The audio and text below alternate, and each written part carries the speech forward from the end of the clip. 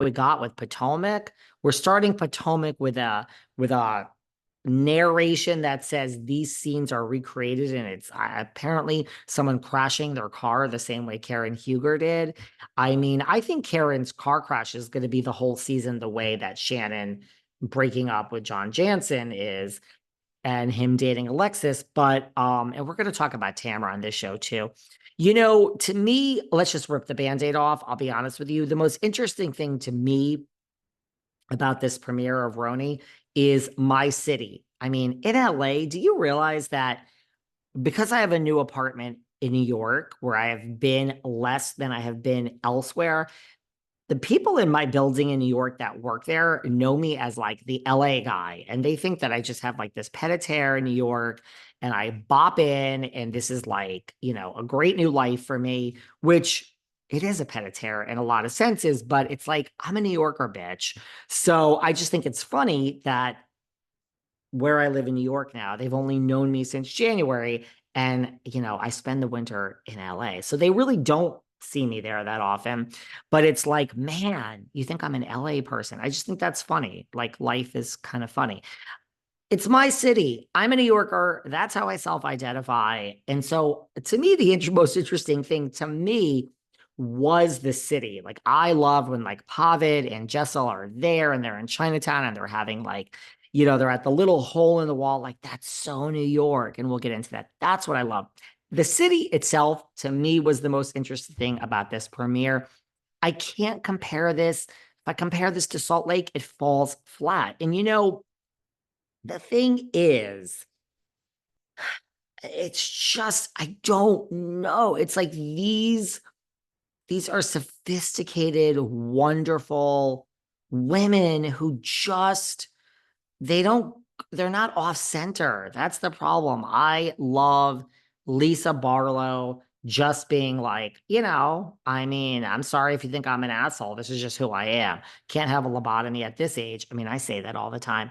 Mary, did everyone watch this past week's Salt Lake? Mary is telling us that she loves Milwaukee and her grandfather used to live in Milwaukee right down the street from Jeffrey Dahmer and walked by Jeffrey Dahmer's apartment every morning to go to work and always said, "What is that awful smell?"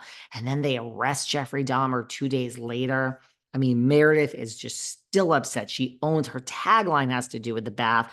I mean, look, there's no difference between Meredith talking and making a whole story about a bath versus, you know, now we have a whole story about an Uber, which last season we had a whole story about cheese. You know, the difference is the people. I mean, they're just, it's that premiere with that dinner in Salt Lake where they all speak up and they're all going crazy. And Whitney says she never lied. And Heather's laughing.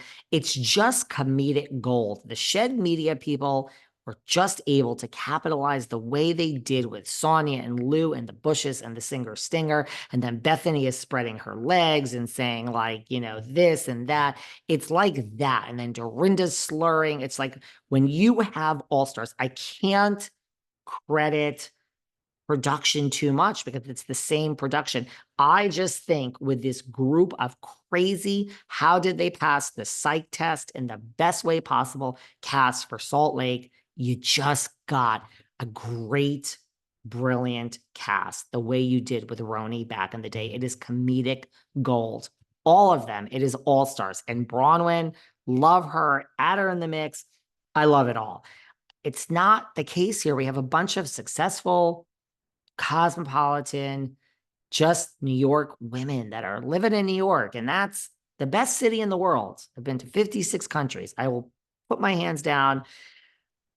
New York is the best city that has ever existed out of any country, anywhere, as far as I'm concerned. It is just everything. And so that to me is the most exciting thing about this show, this premiere. And that ain't a good sign. I hate to be negative, but that's just my thought. I saw something on Instagram 5 minutes ago. Someone just posted they loved it. So, you know, maybe I'm missing something here. Really, I love Cyan and I want them back on. But we start, and Brynn has her new apartment, which, mind you, is paid for by Blue Dot. That's why they're there shopping.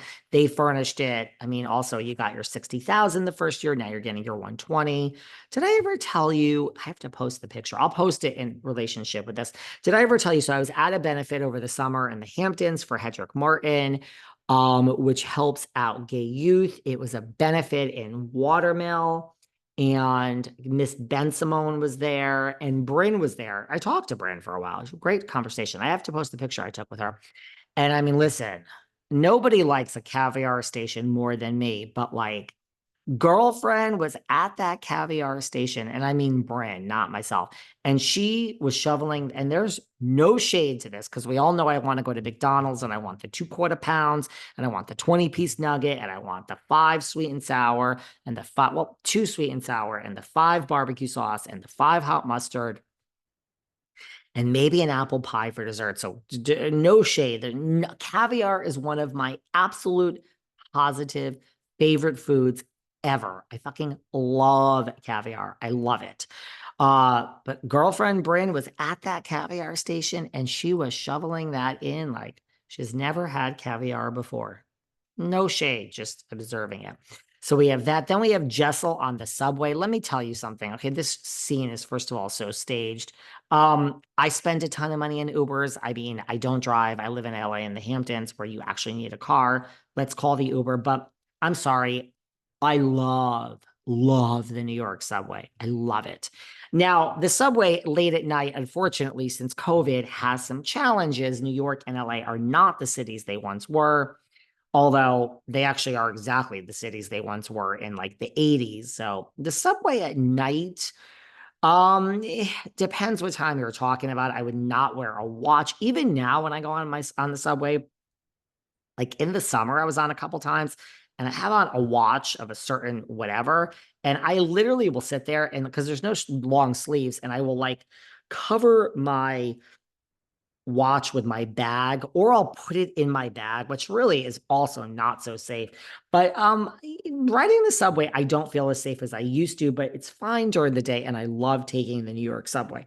So I don't know about that whole scene. I mean, really, Jessel, but okay. Now we're fighting over an Uber. And Aaron, okay, so we find out it's $250. That's a little, I mean, I was going to say, I call Ubers for people all the time. Like if you're at my house, I mean, I'm like a proper woman. If you're at my house, not just a guy, but just like a friend, and like it's time. I don't know. I feel like you were at I entertained you for the night. Let me get you an Uber. Let me get you an Uber on the way home.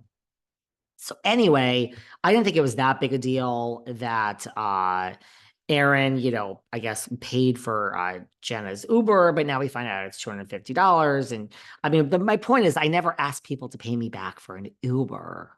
Like when we're out at night and I call Ubers and I'm like, I'll just get this, like I'll get us an Uber.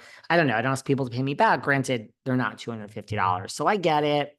I get it. I get it. I get it. Sometimes when someone owes me like even $1, I will like freak out and I want the money. So I get it. But now we're fighting over an Uber, which I guess is no different than fighting over cheese. And it's no different than fighting over a bath bomb. But somehow Whitney and Meredith, it's so interesting. And it's just, I don't